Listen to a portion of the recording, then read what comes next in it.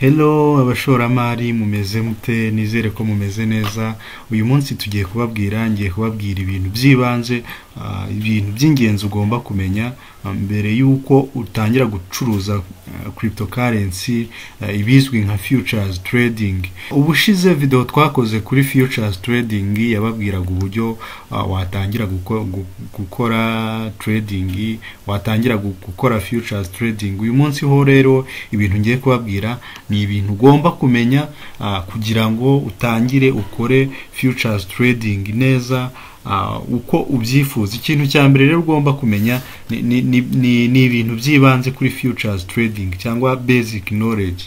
Ibintu byibanze iyo bavuze ibintu byibanze no kuvuga wenda kumenya ngo pair ni iki, wenda nk'urugero kugura bitcoin muri USDT cyangwa bitcoin muri USD byonyine, hanyuma ukamenya ngo cross ni iki, isolated ni iki, ukamenya ngo leverage ni iki, ukamenya ngo limit order, market order ni iki. Ibyo ni ibintu byibanze uba ugomba kumenya mbere yuko trading futures. Ukamenya ngo take profit ni iki, stop loss ni iki, ukamenya ngo buy long na sell short bitandukaniye he. Ibyo bintu byose ukabimenya. Wamara kubimenya ukaba watangira kwinjira mu bintu bya trading. Ikintu cya kabiri rero ugomba kumenya mbere yuko tradinga kugira ngo trading yawe numara kubimenya neza igende neza ni icyo bita technical analysis. Technical analysis ni ikintu cy'ingenzi cyane muri career ya futures trading. Ni ikintu ugomba kumenya mu gihe ukora futures trading. Muri technical analysis rero uba ugomba kumenya icyo bita market structure, uko isoko rigenda, uko chart igenda, warangiza ukamenya icyo bita candlestick, ukamenya kuanaliza candlestick, ukamenya ubwoko bw'ama candlestick chart igenda ikora. Wamara kubimenya ukamenya icyo ubwoko bw'ama formation chart igenda kora, uko igenda uko igenda ikurikiza key level runaka. Wamara kubimenya ukaba washobora kumenya ngo isoko riri kugana he, nkurikije aho riri kuva rishobora kuba riragana ha. Ukamenya gukora prediction.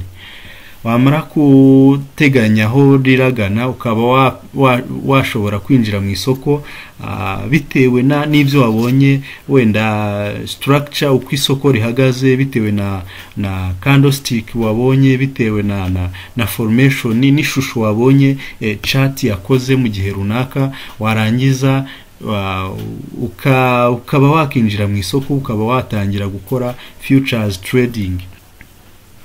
Ikintu cya gatatu rero ugomba kumenya mbere yuko utangira gukora futures trading ni ukumenya icyo bita fundamental analysis. Kumenya ngo amakuru agiye atandukanye kuri wendi kuri bitcoin ngiye gucuruza kano kanya bimeze bite, uyu munsi amakuru ayivugwaho n'ameza ate.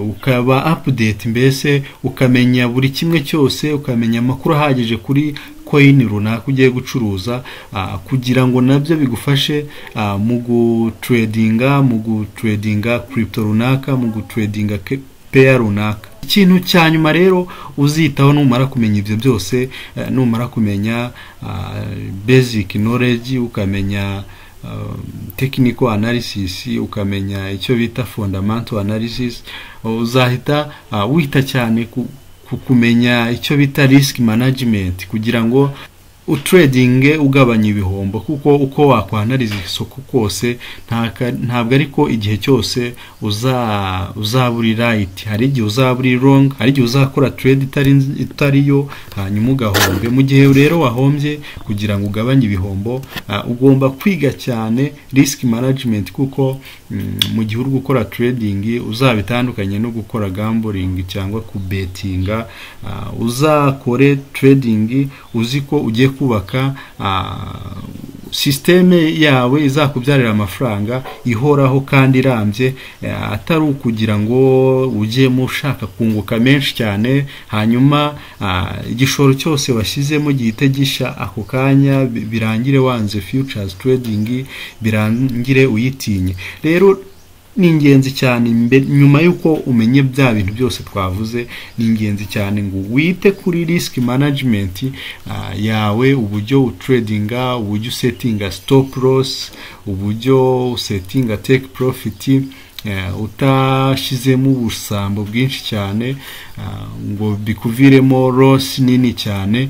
Mbese ugerageza uburyo igihe wahombye ugerageza kuguhomba amafaranga make ataragutera ikibazo, atarakwangiririza kapitale yawe.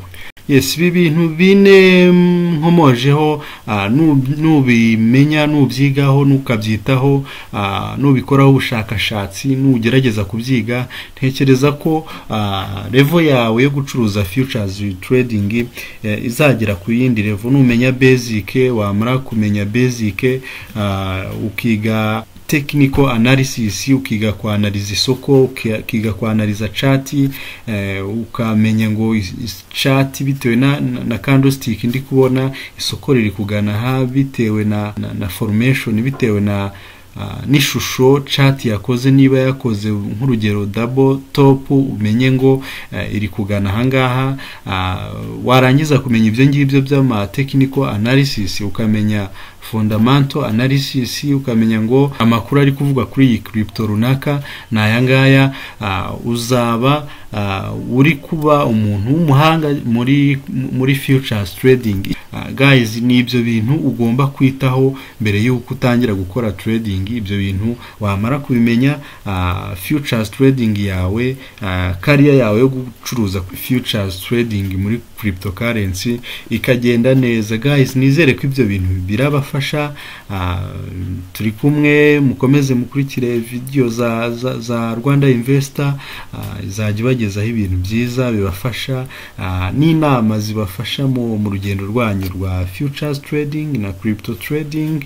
Muzahavana amakuru agiye atandukanye yabagirira umumaro.